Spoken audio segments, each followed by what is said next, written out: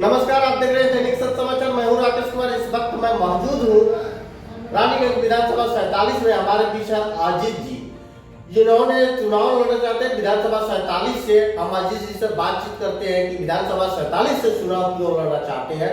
काफी लोगों में चर्चा का विषय बना हुआ है, सही है। लोगों में काफी चर्चा का विषय। क्या कहेंगे सही है, चर्चा का आपकी पृष्ठभूमि क्या है?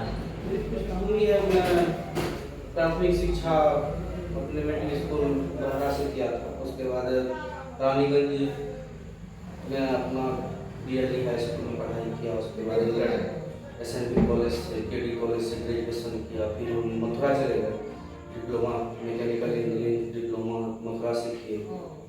उसके बाद हम कुछ दिन जॉब किए गुड़गांव। कौन सा जॉब किए थे? गुड़गांव में थे कंपनी में। उसके बाद हमको जॉब लगा था HDFC में, हमारे क्षेत्र में जदिया के पास टिकुरिया गाँव है। वहाँ पे HDFC बैंक में हम जॉब कर रहे थे लगभग 6 साल से। हम कौन सा पोस्ट पे?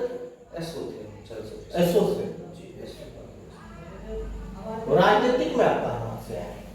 राजनीतिक में हम जन स्वराज से प्रेरित होकर हमारे सूत्रधार जो क्यों जन स्वराज में? लोग जॉब करना चाहते हैं, आप जॉब को छोड़ के जन स्वराज पार्टी में ज्वाइन किए, क्यों किए? जन स्वराज पार्टी में ज्वाइन करने का मेरा एक ही मकसद, हमारे सूत्रधार प्रशांत किशोर जी के साथ कदम से कदम मिलाकर अपने क्षेत्र का विकास करना। किस मुद्दे पर चुनाव लड़ना चाहते हैं? विकास के मुद्दे। क्या विधानसभा 47 में विकास नहीं हुआ? माननीय विधायक साहब जेडीयू का वर्तमान विधायक कहते हैं कि विकास हुआ है, तो क्या विकास नहीं हुआ है कि आप चुनाव लड़ना चाहते हैं? विकास मेरे हिसाब तो नहीं हुआ है। पिछले स्वास्थ्य पे भी देखा जाए तो आपको रानीगंज के हॉस्पिटल में किसी भी चीज़ का व्यवस्था नहीं है। जल जमाव की समस्या है। गाँव सब में क्षेत्र बड़ा है, 39 पंचायत है, इसमें क्षेत्र बड़ा है और हम क्षेत्र का भ्रमण कर रहे हैं। देखने को मिल रहा है कि प्राथमिक स्वास्थ्य केंद्र कोई व्यवस्था नहीं। प्राथमिक स्वास्थ्य केंद्र जो बना भी है तो वो बंद हो चुका है। एक तरह से कोई मतलब नहीं हो सकता। क्यों बंद पड़ा हुआ है? क्या ये प्रतिनिधि का बंद सुचारू रूप से चालू नहीं है? बिल्कुल बिल्कुल। और क्या परेशानी है? परेशानी तो सड़क का देख लीजिए, गाँव का तो छोड़ ही दीजिए, जो जर्जर स्थिति है गाँव का तो है ही। अब रानीगंज के मार्केट में चारों तरफ घूमिए, छोटे छोटे गाँव में मेरा खुद का पासवान टोला है। आज से पहले का उस रोड का अभी तक कोई निर्माण नहीं है। अभी अगर मार्केट में जाम लग जाए तो वो बाईपास निकलने का एक रास्ता होता है, बस स्टैंड से सीधे वो आपको भरवा वाली रोड में जोड़ देता है। एक तरह से समझिए अररिया बस स्टैंड से निकला तो पूर्णिया रोड पुरानी हाट पे जोड़ती है वो रोड। उसके बाद उसको फिर उस भरगमा वाली रोड पे जोड़ती है। मतलब 3 जगह है, लेकिन यहाँ से वहाँ तक रोड बना नहीं है। और उसके बाद ये तो नगर पंचायत है ना? नगर पंचायत है, लेकिन फिर भी तो मेरे क्षेत्र में तो है। यहाँ के चेयरमैन का कहना है, यहाँ के माननीय विधायक साहब का कहना है कि जो है कि ये रोड पास हो गया है। क्या आपको चलता है? और पास तो अभी इलेक्शन के टाइम में तो बहुत कुछ होता है। 400 से बढ़ के एक 1100 रुपया पेंशन हो जाता है। इलेक्शन के टाइम पे सुनने में तो आ रहा है कि पास हो गया है, लेकिन ये इलेक्शन के टाइम पे पास हो गया, इससे पहले भी नहीं पास हो। क्या उस पर काम चालू हुआ? बिल्कुल। अब बस स्टैंड में सुनने खुद मिलने का बस स्टैंड का निर्माण के लिए शायद 3 करोड़ का टेंडर भी पास किया। हाँ, तो 3 महीने पहले से तो घोषणा हो गया है बस स्टैंड का बनाया जाएगा, लेकिन अभी तक तो मुझे लगता है कि गिट्टी गिरा है उसके नाम से कि हाँ ये गिर जाएगी या गिट्टी बालू गिराया गया हो, ऐसा कुछ नहीं। सिर्फ बोला गया है कि हो गया है, सब बोला जाता है। हर एक इलेक्शन से पहले ऐसे ही बोला जाता है। एक आपके घर के आसपास में विद्यालय है, उसमें जो है कि स्थिति चरम सीमा पे है, जो है कि शिक्षक सही समय पे नहीं पहुंच पाते, बच्चे को सही शिक्षा नहीं मिल पा रही, इस पर क्या कहना है? बिल्कुल आपका सही सवाल है। शिक्षा बहुत ही दयनीय स्थिति है अभी। शिक्षा तो कहा जाए तो एक तरह से खाने पीने का जगह बन गया स्कूल।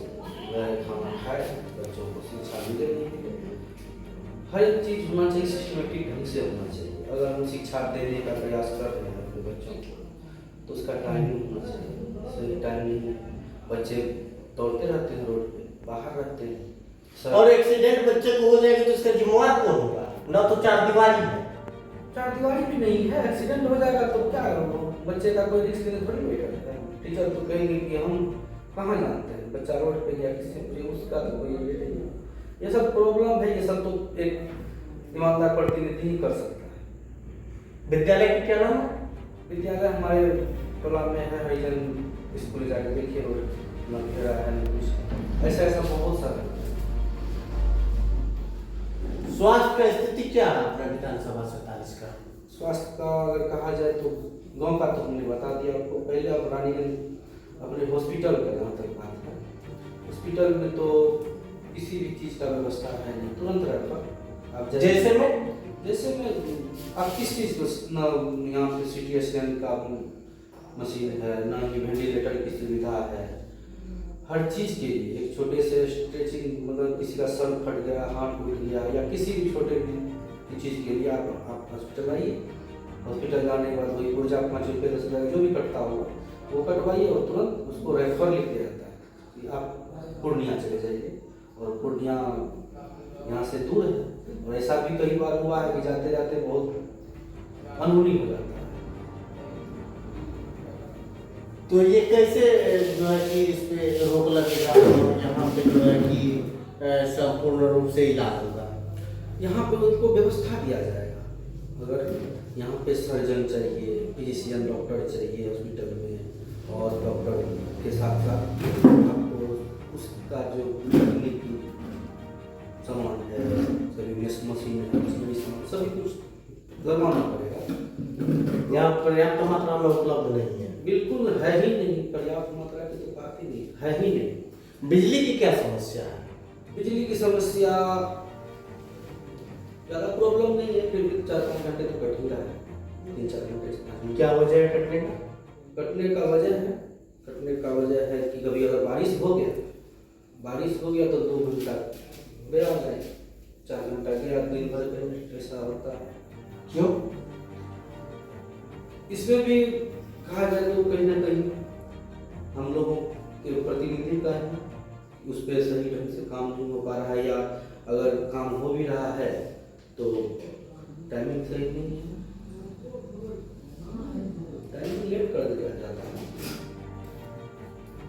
भ्रष्टाचार के बारे में आप बताएं चरम सीमा पे, तो भ्रष्टाचार में क्या परेशानी हो रही है? भ्रष्टाचार तो परेशानी है, अफसरशाही चल रहा है। ब्लॉक जाइए तो अवश्य जाति निवास बिना पैसे का नहीं बनता है, यहाँ तक कि जन्म प्रमाण पत्र में पैसा हमने खुद दिया है।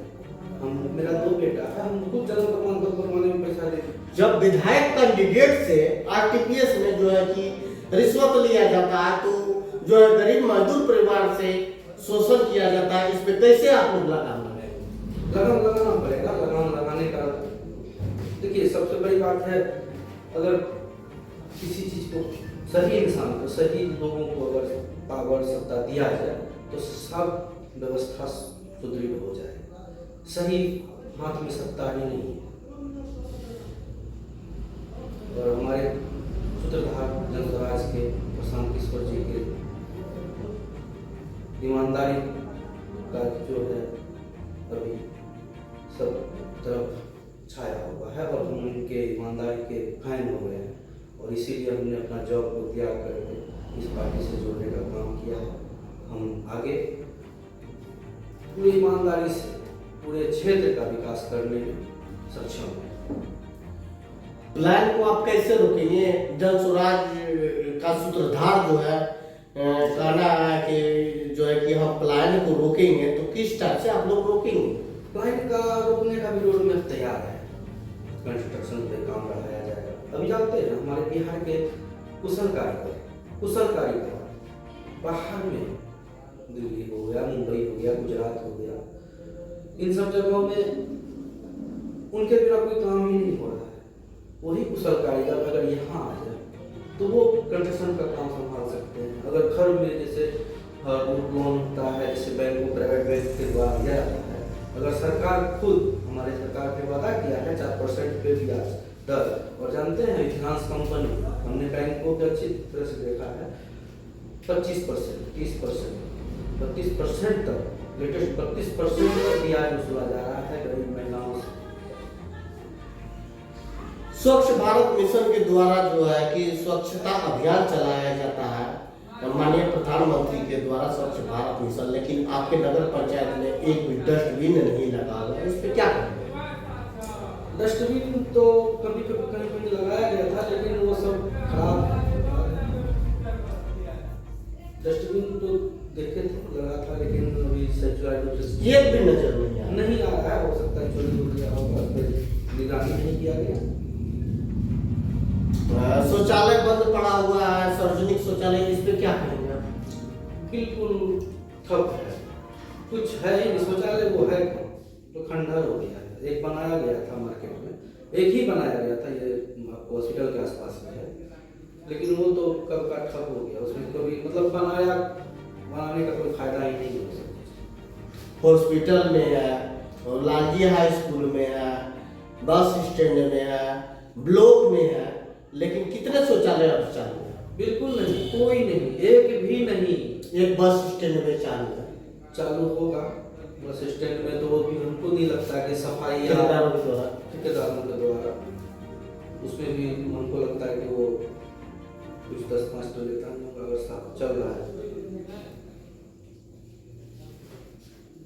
आप कितने पंचायत में अभी तक दौरा किए? अभी तक हमने लगभग 16-18 पंचायत को कवर किया है। जनता का कैसा आशीर्वाद मिलता है? जनता का बहुत अच्छा आशीर्वाद मिल रहा है। बाकी क्षेत्र में हमारे पिता ने भी बहुत अच्छा काम किए, डॉक्टर रहे थे पहले, और उसके बाद कुछ दिन राजनीतिक में पापा और भैया रहे हैं, तो उन सब के किए हुए कर्मों का फल हमारे उनको मिल रहा है, उनका आशीर्वाद है।